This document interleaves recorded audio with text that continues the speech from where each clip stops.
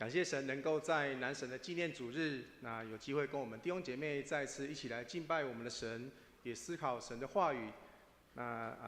当然首先要感谢我们富强教会一直以来对于神学院神学教育的支持跟关心。那今天我特别用这个传道地级这个题目跟我们一起来分享。在分享以前，再次邀请我们同心来祷告。亲爱的主，感谢你赏赐你的话语，让我们有机会能够来认识你。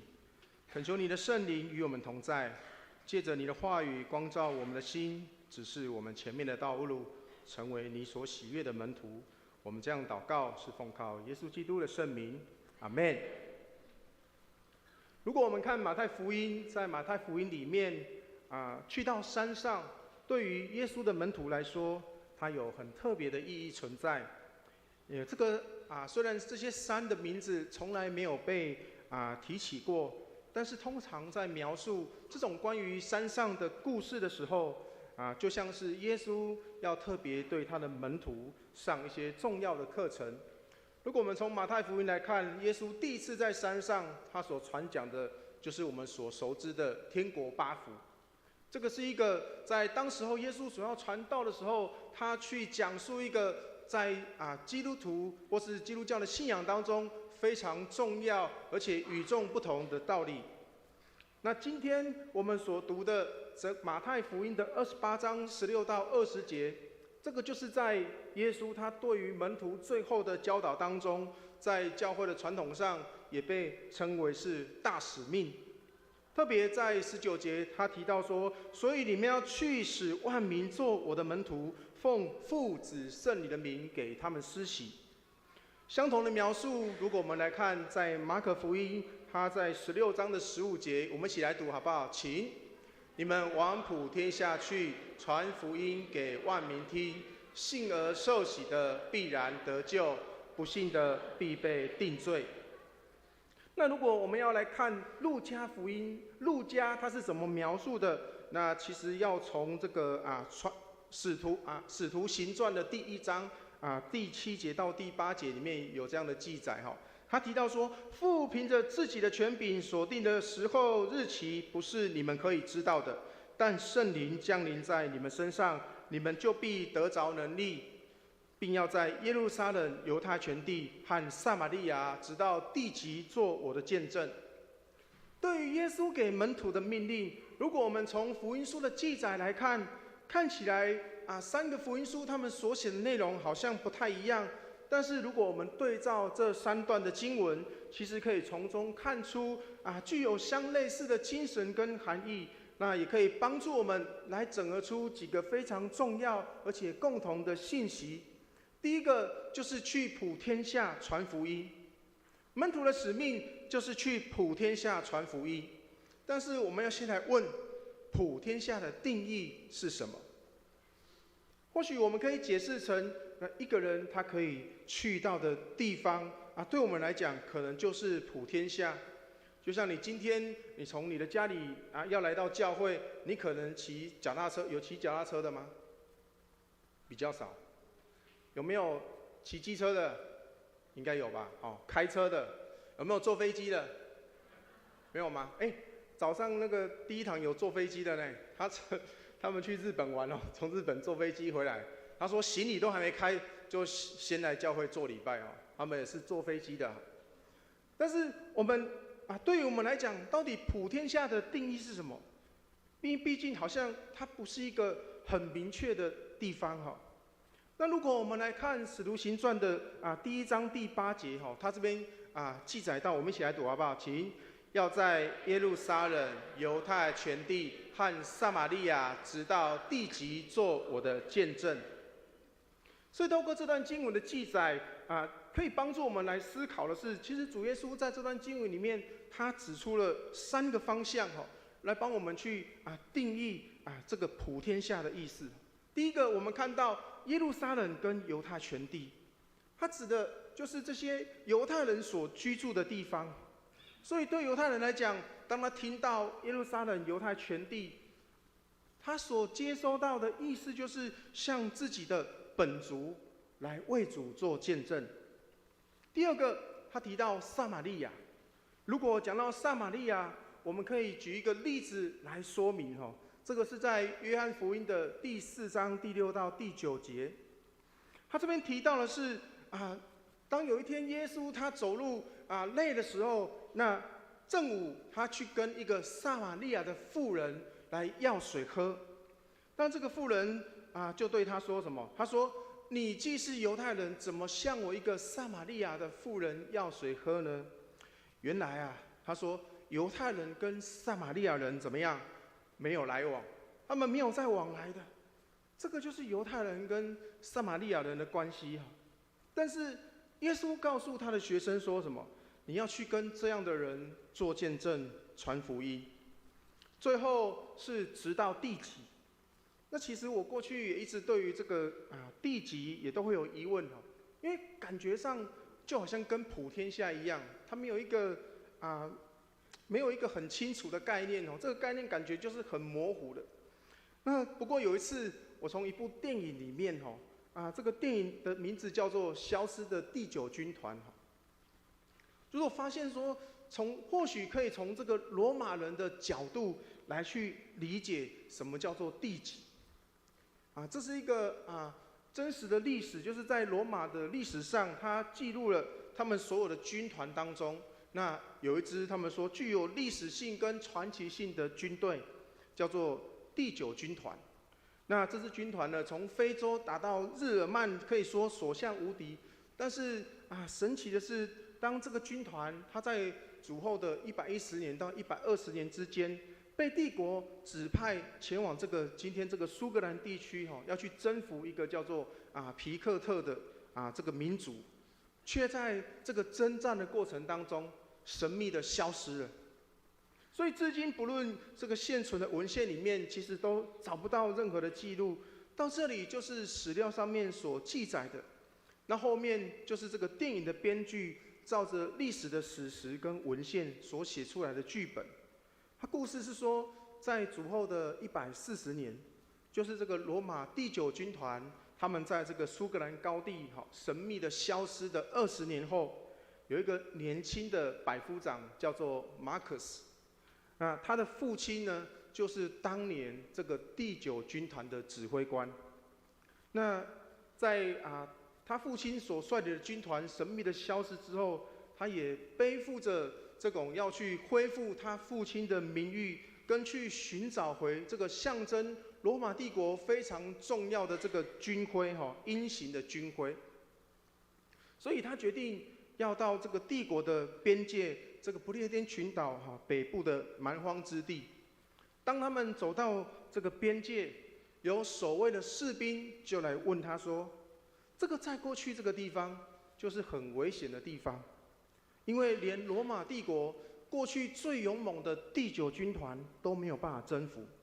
所以这个地方呢，被他们称为 The End of the World。”The End of the World 从我们中文所翻译出来的名称就是地极。所以如果把这个字放在他们当时的背景来了解，地极就代表着他们无法征服的地方。所以只要他们帝国能到得了的地方，就不会被称为这个 End of the World， 就都是他们的世界嘛，都是罗马帝国的世界。但是这个地方是没有办法征服的，所以就被称为 The End of the World。所以其实对每一个人来讲，这个地极它可能就存在着不一样的意义。这个地方所代表的是你无法踏过去的那个地方，或者是在你的心里面你感觉不可能过得去的地方。每一个人可能都有不一样传福音的地极，有的人地极是他的亲人，是他那个每天跟他生活在一起，每天有很亲密的互动的亲人。如果要请他邀请朋友，请他邀请公司的同事，对他来说，他很容易的就说出口来邀请他们。但是如果要邀请他的亲人，对他来说可能有很大的困难度。他的亲人就成为他传福音的地极。地极就是我们无法跨出去那一步的地方。当然，如果我们要按照圣经字面上的意思，我们其实很困难去按照耶稣的命令去做。就像在这里，牧师现场问大家一个问题，请问一下，有没有人跟撒玛利亚人传过福音的？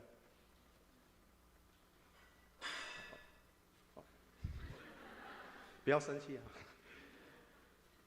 我想，包括我在内都没有嘛。好，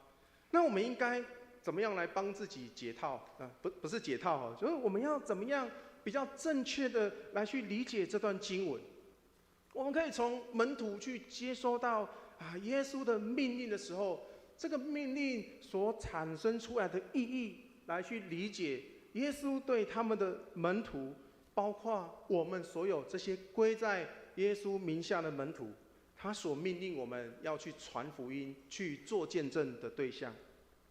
所以，当我们读经文看到耶稣吩咐我们要去普天下传福音，我们马上可以想到的对象，第一个，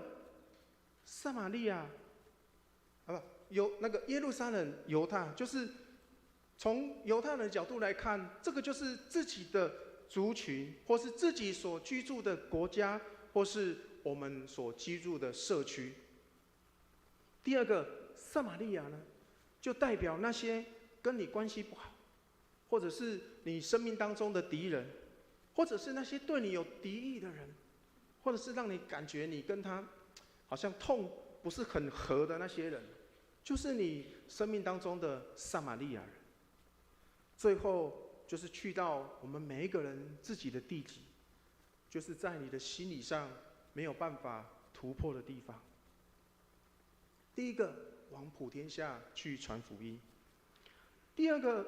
我们要了解是上帝时刻在掌权，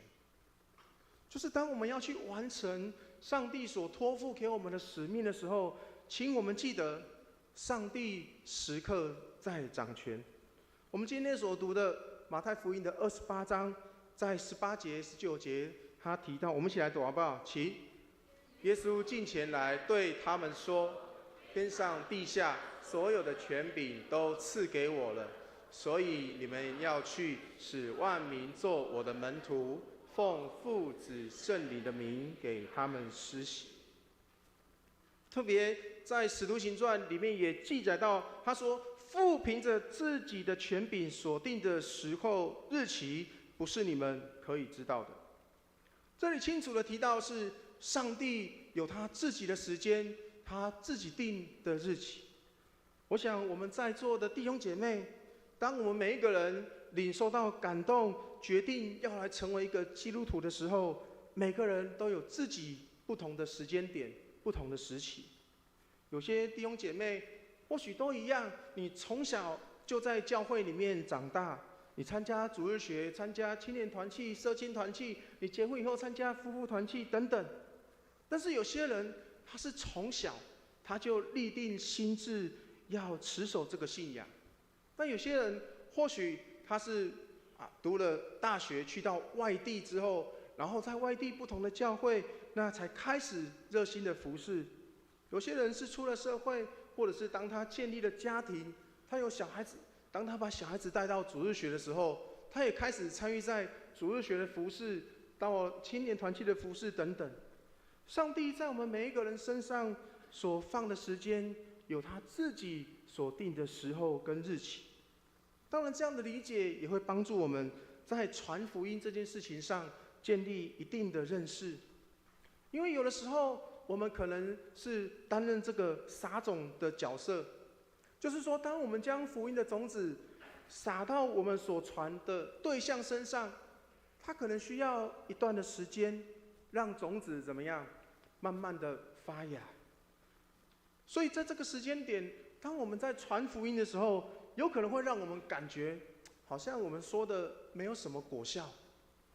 但是有时候我们的角色也像是收割的人一样，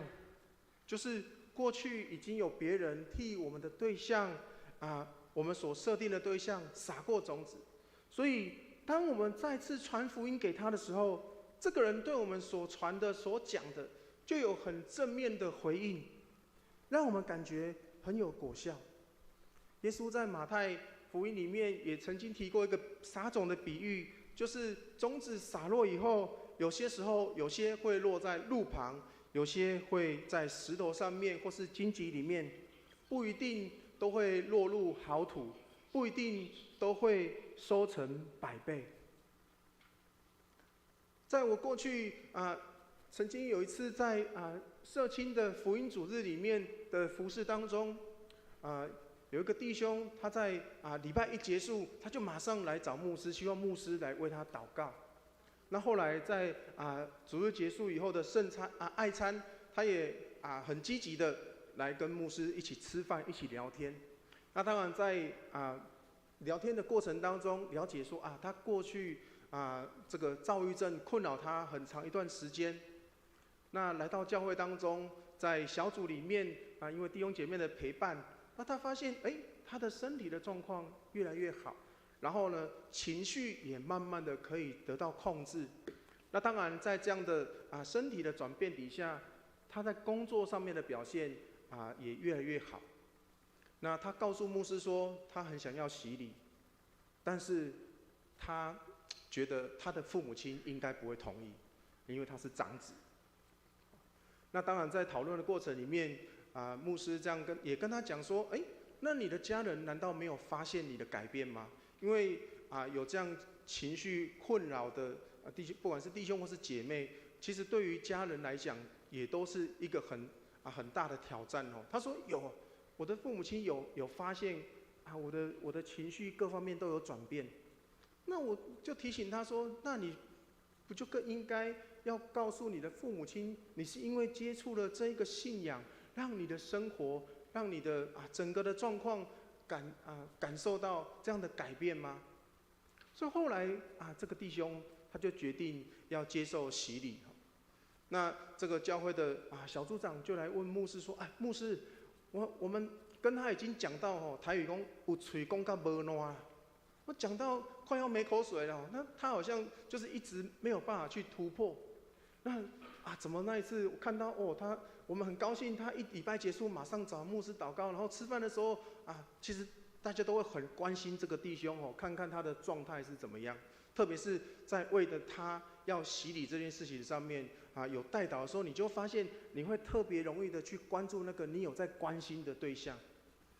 那当然牧师就跟他们说，其实最重要的是，如果没有前面的陪伴，就是我们这些小组员去撒下那个种子，慢慢的在他内心当中发芽。那如果不是你们又积极的去邀请他来参加这个福音的主日，那我们怎么有机会去做这个收割的动作呢？所以有时候当我们面对着传福音可能会有不一样的可能性跟结果的时候，其实在今天的经文里面，耶稣也给我们了一个很重要的提醒。在今天经文的20节，我们一起来读好不好？请，凡我所吩咐你们的，都教训他们遵守，我就常与你们同在，直到世界的末了。从这段经文我们看到的是，耶稣的门徒他们只需要做一件事情，我们的责任只有去传讲上帝的道、上帝的话语，去传给我们所设定的对象，有机会听到上帝的福音。上帝说这样子他就常与我们同在，剩下的就交给神。所以有时候不是我们讲的不要去太过的在意，不是我们讲的内容有没有果效，圣灵会有他自己的时间、自己的日期来去感动我们所设定的对象。传福音难不难？有时候可能只是一个观念的转换。牧师举一个例子，在我们台南，在6日的时候，我们可能来教会都没有什么感觉像我的教会在安平，只要到了6日，到处都是人他们来台南干嘛？知道吗？吃东西嘛，不然来台南要干嘛？呼吸全堂的空气嘛，是不是？所以在台南有很多的小吃那我自己我是从凤山然后搬来到台南，也将近快要10年的时间。当然到现在也不是所有的小吃都吃过因为光是牛肉汤就有好几间一想到牛肉汤，你会想到在什么路上的牛肉汤？文章牛肉汤，这观光客吃的哦。哦，文章，还有吗？啊？什么？哪一间？我没听过。就我真的很多啊，碗粿也有很多间嘛，哦，都不同的碗粿哦。那有些我都听人家讲很好吃，可是我也从来除了没吃过，我也根本不知道那店家在哪里啊。那如果你要推荐你的朋友来到台南，他什么东西一定要吃？什么东西一定要吃？如果你的朋友要来台南，哎，我在问他啊。安平豆花，你是听到别人的答案吗？安平豆花有好几间吧？哪一间？安平豆花是哪一间？你没有住在安平就不知道安平是不是同济啊？哦，对哦，表示我至少有吃过同济豆花啊。还有安平豆花是一定要吃吗？我觉得豆花好多地方都有，其他县市也都有啊。有没有来台南一定要吃，没有吃会后悔的？沙巴鱼，对，虱目鱼，那个我之前听人家节目讲说，吼，台南的虱目鱼是弯的，知道为什么吗？因为外地的虱目鱼都是冷冻过的，所以它煎起来都是平的。那台南虱目鱼是新鲜的，所以煎起来是弯的。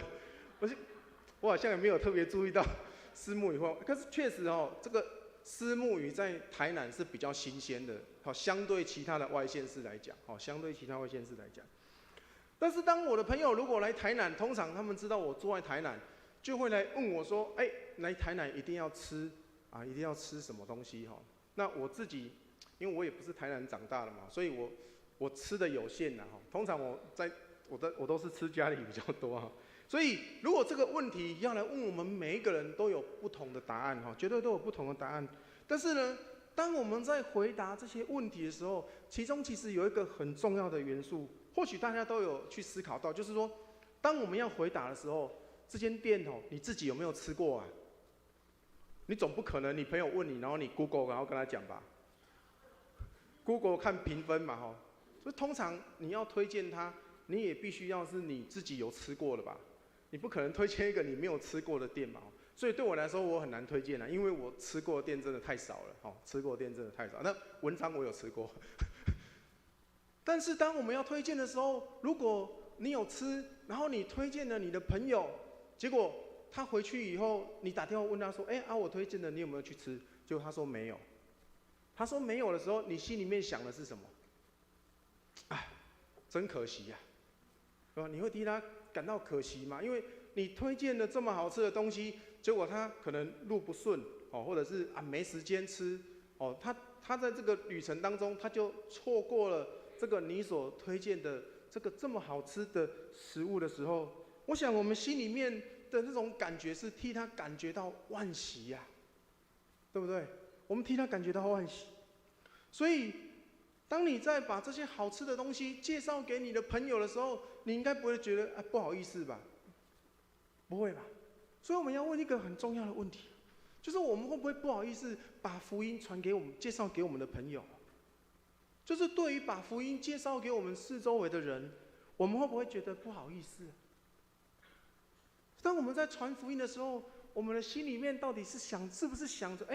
我是把这个好的东西要介绍给我的朋友，那如果他没有去领受，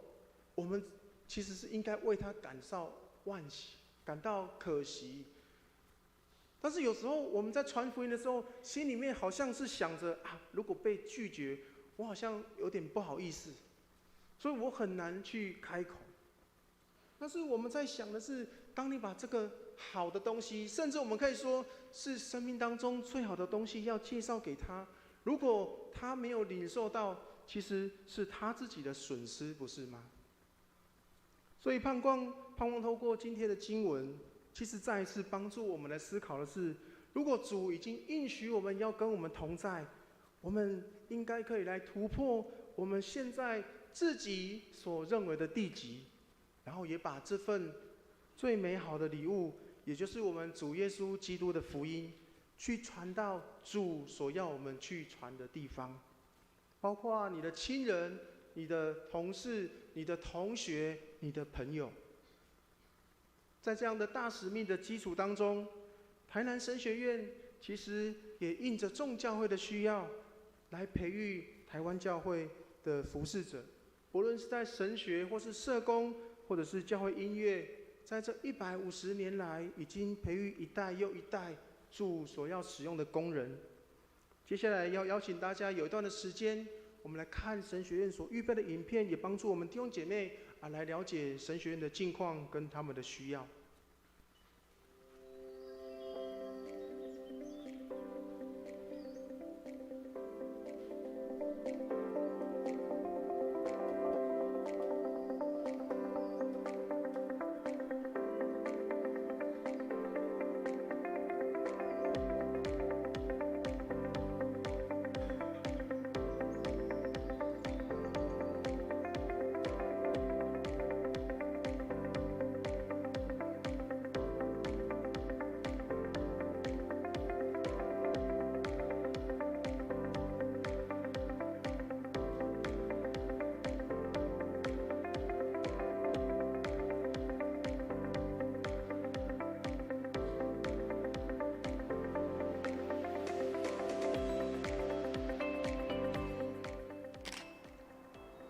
敬爱的弟兄姐妹，还有关心台南神学院的兄姐，大家平安。台南神学院自从1869年创设到今年已经150多年，感谢过去上帝的恩典以及兄姐们对台南神学院的关心、支持与奉献。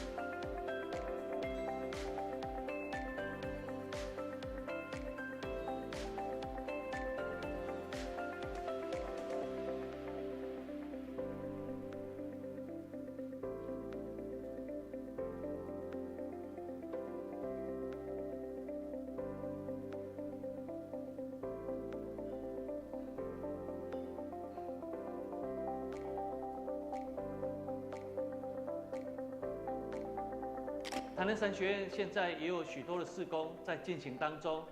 期待大家也能继续如同过去为了将来为这间上帝的名所设立的学校关心、支持、代祷以奉献。谢谢大家。